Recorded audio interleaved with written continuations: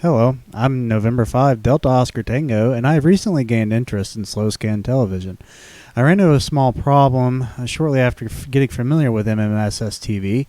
I am a frequent user of WSJT-X, so I am basically porting over some experience with that software to this one. I couldn't find a solution to my unique problem on the internet, so I kept trying things until I eventually figured it out. Hopefully this will help someone else solve the same problem that I had.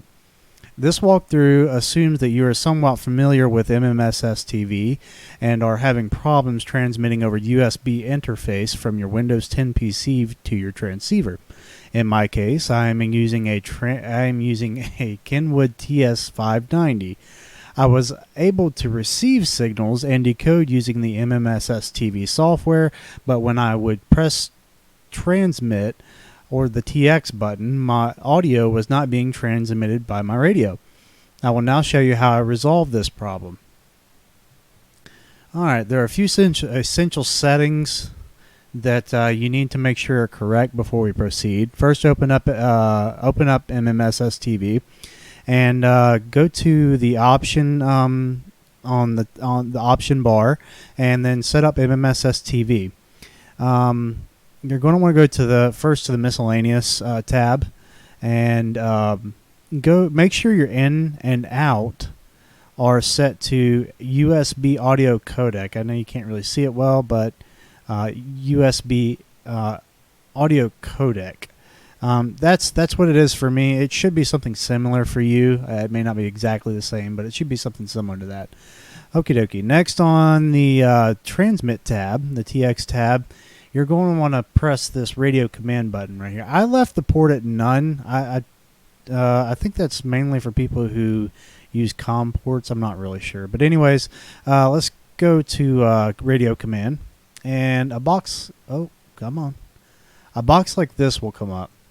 First of all, you want to use the COM port that is appropriate for your radio. You can do that by going to the device manager, and let me pull that down here, and then go to this right here called ports. See, mine right here is COM number 11, COM port 11.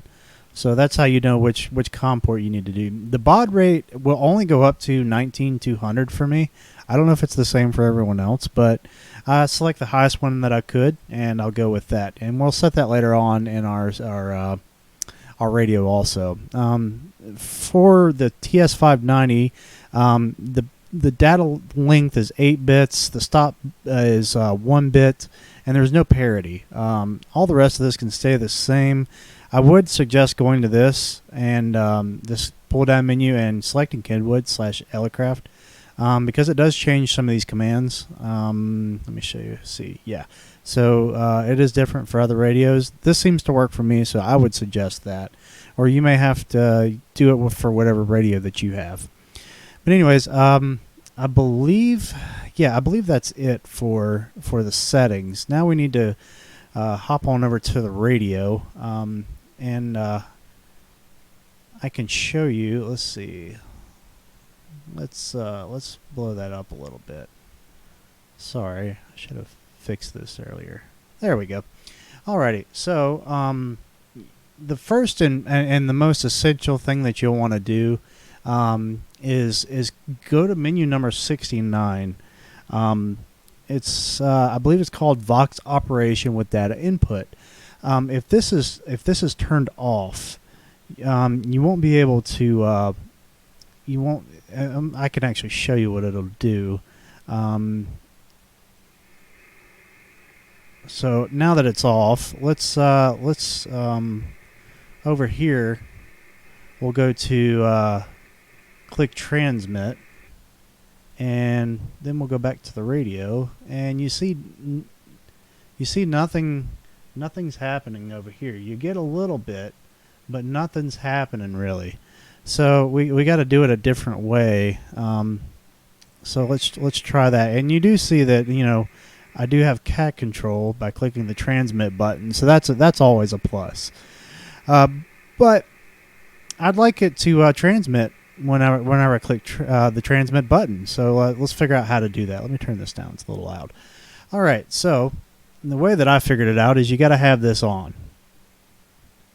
Okay, and also some other settings you might want to look into while you're in here is going to the USB output for me was 8 and the USB input was 2.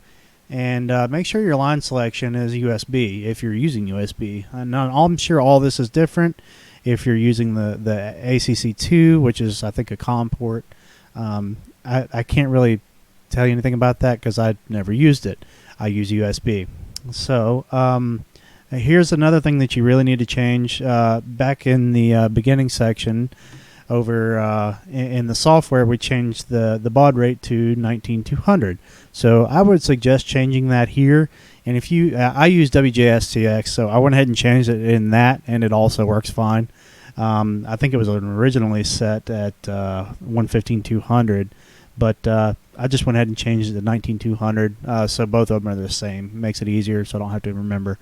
But yeah, make sure that number 69, your data Vox is basically on. That's Vox VOX.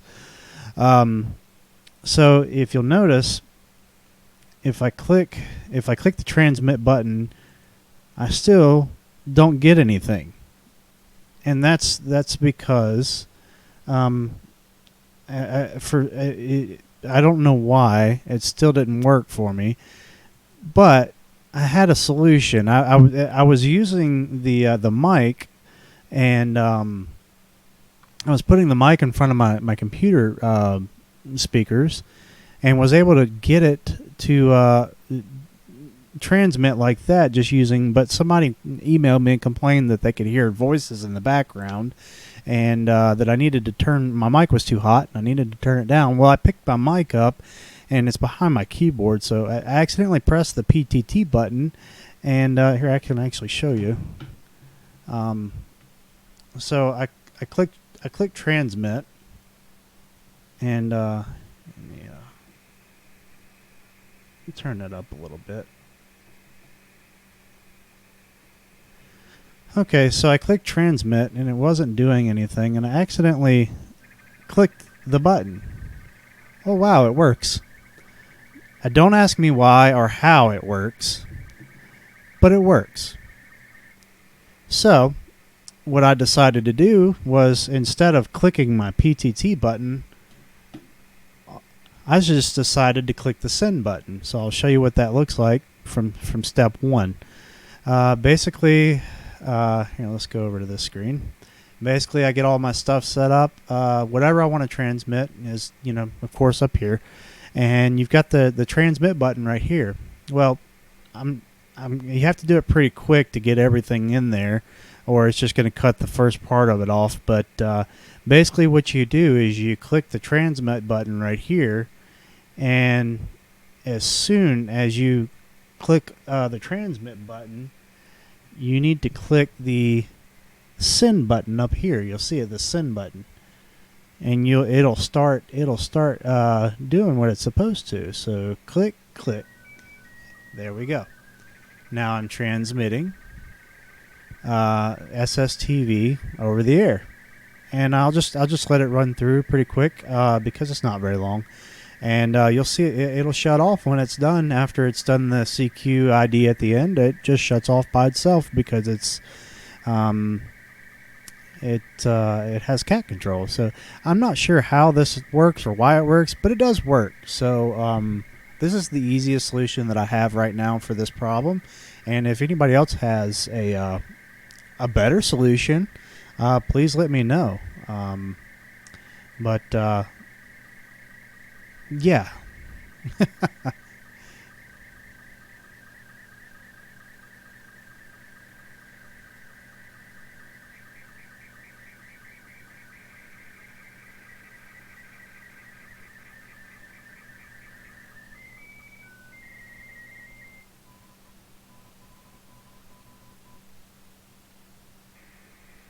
And there you go. It's done. But yeah, I can't really say how or why it works, but please leave a comment if you have any suggestions on a better fix, and like the video if this was helpful. Thank you so much for watching. Goodbye.